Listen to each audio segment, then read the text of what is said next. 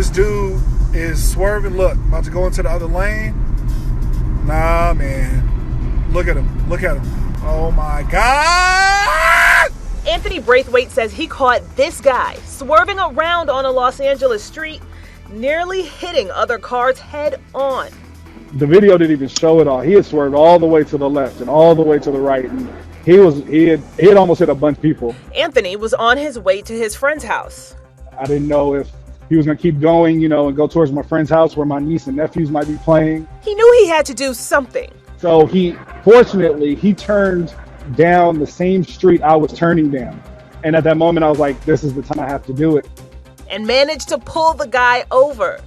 So he hit that left off of the street and pretty much came to a stop. And I drove up next to him and kind of blocked him in and yelled out of my window, pull over right now. Take the keys out, do all that, man. Bro, put them in your lap. Brother, I'm saving you. I'm saving whoever you trying to hit. I'm saving all that shit, man. But he ended up parking and, I blocked him in. There was a car in front of him. I parked right next to him and blocked him in. And I got out the car and I started talking to him. Because Anthony has a dark-colored car, he thinks the man might have mistaken him for a cop. We ain't on no I ain't no cop, I ain't nothing. I'm trying to save you and whoever else you might mess up. What's up? On some black man. On some black man, brother. That's it, man. Anthony threatened to call the police on the stranger and thinks that finally sunk in. Just telling them like, hey, man, look, you have two options. I can call the police on you or you can walk home kind of thing. We good, man. The frightening ordeal finally came to an end with the man parking, getting out of the car, and stumbling off. You'll know where it is. It's going to be safe. Make sure you lock it, lock your car, walk home, and be safe, man.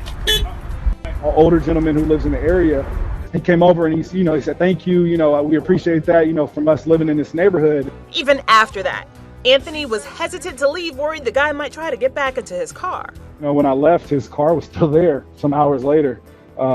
So I guess, they did what they said they were going to do too. Incredibly, Anthony, who works as a bouncer, says he didn't even get scared or think for 1 minute about his own safety.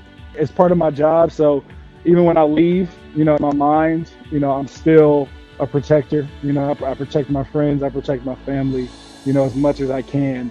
He also attributes his actions to slain rapper and philanthropist Nipsey Hussle. Nipsey's legacy and what he was doing for our community has passed on to a lot of people, and thankfully the marathon is continuing, like he says.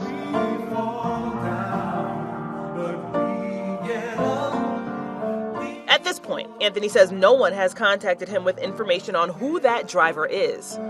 Hopefully he got home safe and slept it off and remembers this or sees this and he's like, man, I can't do that anymore.